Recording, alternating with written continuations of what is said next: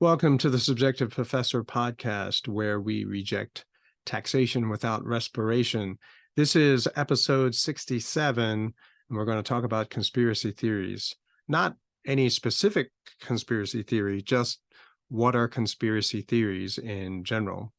But I am looking forward to the Ron Paul Institute for Peace and Prosperity conference in DC this Saturday.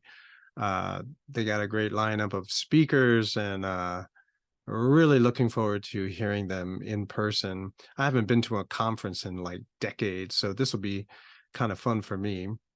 I also started faculty training today for the new school. I've been teaching junior high or middle school. And so it'll be 5 days a week, the majority of the day. And I'm teaching middle school after teaching college students for like 20 years. So it'll be a big change. I don't know if, oops, looks like there's a fire. Don't mind the siren. But I'm hoping I can still maintain 5 podcasts a week, but we'll see how this goes. So what is a conspiracy theory? If I look at Britannica Encyclopedia to give you some kind of foundation or reference point through which we're going to proceed with this, Britannica says, an attempt to explain events as the result of the actions of a small, powerful group. It goes against the narrative promoted by officials, and the official narrative only serves as proof of the conspiracy theory. That's kind of how it works within the minds of conspiracy theorists, or so they say. Merriam-Webster says that it is a theory asserting that a secret of great importance is being kept from the public. Now, a conspiracy is a group of people who are conspiring to join in a secret agreement to do an unlawful or wrongful act, or an act which becomes unlawful as a result of the secret agreement. That's Merriam-Webster. So if we remember the subjective theory of value, value determines right and wrong, good or bad, what is good, what is not good. But the perception of good, then you have feelings of morality, of justice, and what's wrong and unjust, right? So because of this subjective perspective of what is actually right or wrong, then what is actually harmful, right? So it's saying that, well, if you're conspiring to throw a birthday party, see, that's not harmful. So if you remember my all humor is racist episode, then you know that there's that benign violation theory, right? So it has to be not hurtful. Well, what does that mean? But from whose perspective are we saying not hurtful? So in the same way here, what is harmful? What is dangerous? What is unlawful? Because remember, just because something is a law does not necessarily mean that it's a good law, that it is a just law, a fair law. We already know that people love to legislate morality. And when they do so, they're targeting a certain situation and a certain group of people. But when you write legislation that way, there are many other people who will fall under that same description, except that's not the kinds of people who are being considered when the law is originally written. Okay, and so it's because of the race, right? The racialization, the generalization of a certain kind of person that they believe, oh, yeah, sure, those people are bad, so we got to lock them up. And once you do that, then you're going to see a lot of innocent people, people who are not necessarily engaged in any kind of harmful, immoral act, but because of the law, well, see, now it becomes harmful to the government, right? Because it shows how the laws are not very good at all. And there is also, therefore, if you are the person who's calling other people harmful, then see it raises doubt on your whole endeavor, right? Because then you see that it's a targeted kind of um, subjectivity. I'll give you an example of what I mean. If you go to NPR and look up the secret document that transformed China, and it came out in 2012. And what was happening in 1978 China was that a lot of people in the rural areas were starving to death, right? They were starving. There was no food. And that's because all of the farms were collective farms, and anything you grow has to go to the collective. And so you see, as is with most socialistic arrangements, a lot of people start dragging, right? Not working so hard, because what's the point? Even if you work hard, you got to give it all away anyway. So why bother working hard? And so then at the end of the growing season, only a few people are working hard. So it's sort of like you're going to, kind of be very upset that no one else in town is working hard. So you're the only one working hard. And now, so you're going to be like, well, fine, I'm not going to work hard either, right? And so this is the situation in 1978 China. There's never enough food. There's no electricity. There's no plumbing, right? 1978 China, right? And I believe they had these things 30, 40 years earlier, but now they don't. And so in this particular town, they all got together in the middle of the night and they had a secret meeting. They conspired. And the agreement was that they would divide up the collective farmland, divide it up according to family, and each family would work their plot. And when they would harvest it, if they exceeded the quota, then they get to keep it, right? And so basically, this was a way for people to basically be rewarded for hard work. And if you weren't working hard, then you wouldn't be able to keep any extra for yourself. So what was the promise? The promise, though, wasn't, let's do it this way. The promise was that when they were discovered for having conspired to break the law, that all of the families would take care of the family of the farmers who were arrested and executed, right, for breaking the law. And so they knew they were going to get found out. And so when they did, one or two of them, or three or four, were going to get arrested and killed, executed. And so everyone else who didn't get executed promise to take care of the families. Okay. And so they do this, they farm all season. Of course, they're working super, super hard now. All of them are, because they're competing against each other now, and they want to have surplus at the end of the growing season. So they harvested, and it's like a massive amount of harvest, right? And so they submit the quota, right? They give it to the collective, and then they keep some for themselves. Well, the report goes up the chain of government, and everyone knows they violated the law, right? That they engaged in a free market, capitalistic style farming endeavor. And so that's breaking the law, because now they have food enough for them to give them last through the winter. And so clearly this is illegal. And so they were harassed. They were treated like criminals. They were told that they were going to get executed, all of them. But then when it went to Beijing it went up to the highest level, the person who saw it was Deng Xiaoping, who became the leader of China from 1978 to 1989. And he happened to see it, and he was like, oh, yeah, we know what they did. But, they produced food.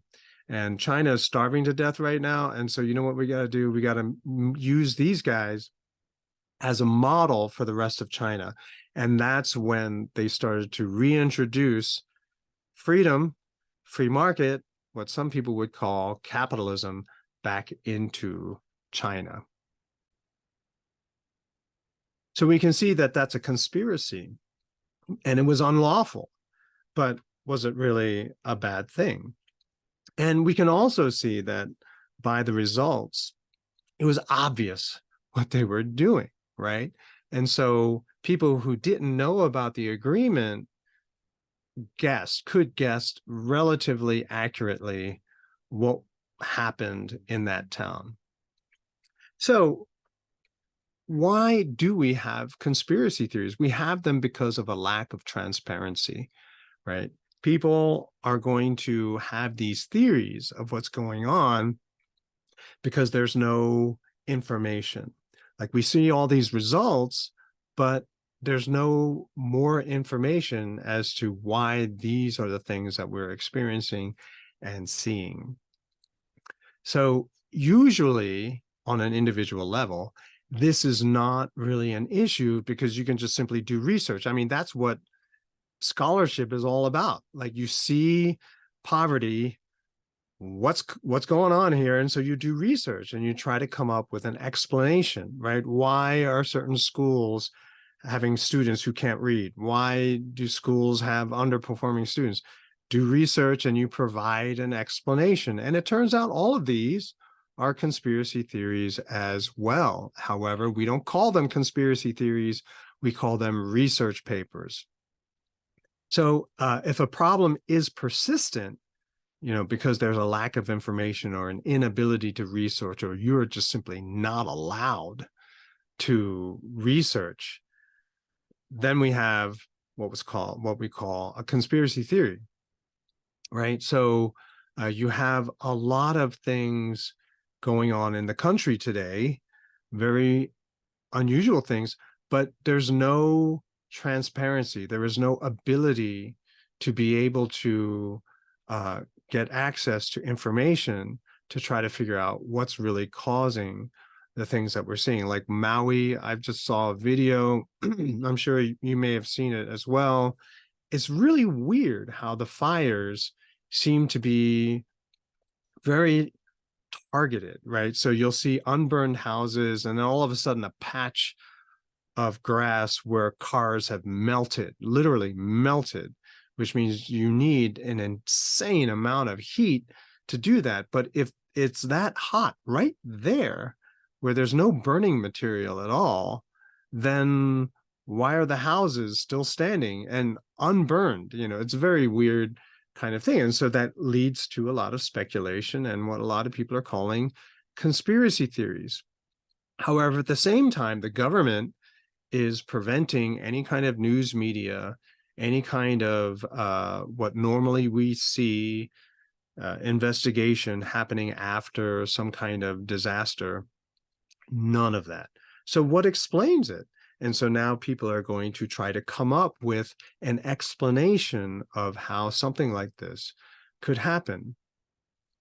And so the suspicion is that there's someone hiding something there, right? There's information that needs to be hidden.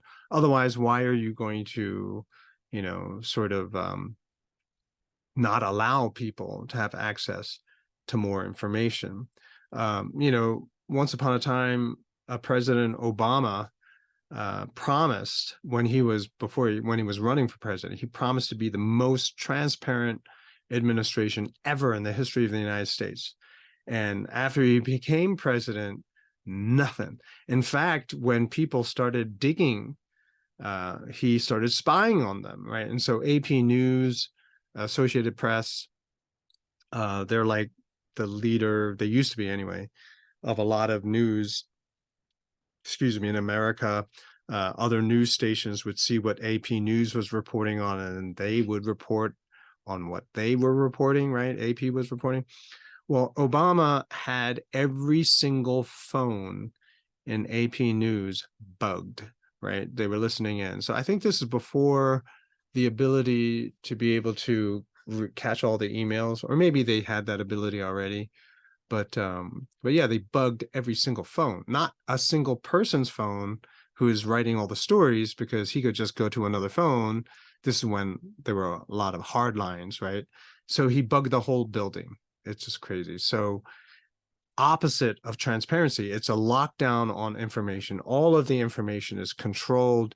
We only know what they want us to know. So here's the thing. People are not the only ones who conspire. It's government that conspires as well. And so when people speculate as to what that conspiracy was, which are the ones that are called whack job, nut job, tinfoil hat conspiracy theories, and what is called national security, right? It's a national secret. So think about it. What is a conspiracy theory at its core? It's a kind of a hypothesis, like in a scientific experiment, right? So you're seeing something going on. You say, well, I think this is what's going on. And then you research and you test it and you experiment and you try to see really what's going on. What's the explanation? And so every conspiracy theory, well, not every, excuse me, most conspiracy theories should be easily resolved because you have the access of information, you do the research and you say, oh, it turned out to be gas, whatever. So it's easy to see what is plausible, right? What is likely and what is not. It should be really easy, right? And also with with this scientific type research based on a theory that you came up with to explain what it is that you're seeing. Sometimes you don't get to the bottom of it, but you get very likely, highly plausible, very convincing arguments. And unless there's more information, that conspiracy theory will continue to be discussed. But when you withhold information from the public, a public who has a right to know, then, the questions will remain. Perhaps it's the interest in, it's the frustration of that ability to research, which works for the benefit of the people who are trying not to be transparent, right? I got a secret. I don't want you to know. You keep digging. You're making guesses, but I'm not commenting, right? Well, it works in my favor because you can say whatever it is you want. I'm still not going to tell you, right? And so then you get to say, oh, you guys, it's none of your business. But people going after information that the government is with, or people in positions of authority are withholding, well, then they get to turn around and look at all of those people and say, hey, where's your tinfoil hat? You guys are kooks, which then sets up the scenario where other people will say, oh, okay, so that's just crazy talk. Look, the authority is not recognizing it. They're not acknowledging you. They're blowing you off. So clearly you're crazy, right? You're imagining things. It's not anything there after all. Now, people who have narrow subjectivities and don't care about alternate subjectivities, they're uninterested in what so-called conspiracy theorists are saying, and they accept the labels as assigned. However, you got to think that in science as well, if something is plausible, given the information and the intermediate conclusions that you make, if it's promising, you continue to go. You continue to push, you continue to experiment. And so the only cure to conspiracy theories, so-called, is to have more information, better information, chases away bad information. And the so-called conspiracy theories, the bad theories, just like in scientific research, at least the way it used to be more than 3 years ago. But a lot of scientific research needed to be validated, rechecked, challenged by other people. And when information experiments cannot stand up to challenges and to alternate research projects, well, then it's not considered valid or legitimate. Reason Magazine did an issue that focused on broken science, right? And I think it came out in 2016. If you Google that, they have all of their old issues for free, so you can check that out as well. But in certain fields of science, like 80% of the research is fake, but no one cares, right? No one's going to double check. So I read that in 2016. So when 2020 rolled around and everyone's like, listen to the science, I'm like, what are you talking about? That most of science is fake, right? And anyone can easily check that, right? So anyone who took basic science classes and understood really what was being taught, then you know that you can't say, listen to the science, right? Because there's always a cacophony of opinions and theories, including so-called conspiracy theories, theories which challenge and undermine existing highly lucrative, making lots of money theories that are already out there. Let's see. Mel Gibson made a movie. It was called Conspiracy Theory. It was a while ago, 20 years ago, I think.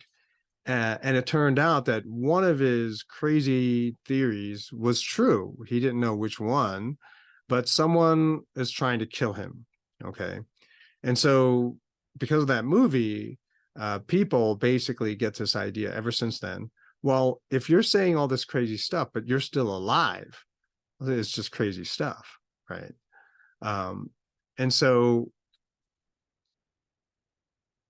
the reputation of being conspiracy theorist kind of then ensures their safety, right? So if they're just labeled as a crazy person, then no one's going to pay attention. No one's going to listen to anything that they say. Perhaps you might chalk it up to coincidence, right? Happening at the same time. But really, it's just lazy intellectualism to call something a conspiracy theory, but have nothing with which to refute it, right? It's a simple matter, especially the really outlandish conspiracy theories. It's a simple matter just simply to say, hey, look, this is what you thought was a UFO, and then call it a day. But the fact that people are withholding information makes everything sus, right? And so as long as you have people in positions of authority who are not sharing information, which should be shared with all of us, right? Because they work for us, government officials, they work for us, then you're going to have these kinds of conspiracy theories. In conclusion, I would just simply say, what's plausible is possible, right? But there are some which you can sort of say, you yourself may have personal information which makes something very unlikely, and then you just simply move on. But something which is very, very plausible, or something that which cannot be explained otherwise, until there is a better explanation, people should just keep on digging. All right. So I'll just leave it like that. That conspiracy theories are really just simply a hypothesis that needs to be researched and tested to see whether it's valid, whether it has any kind of legs, whether it's plausible, legitimate, any adjective you want to throw in there. Okay. So don't feel bad if you believe one. Feel bad if you don't follow up and do some research on it.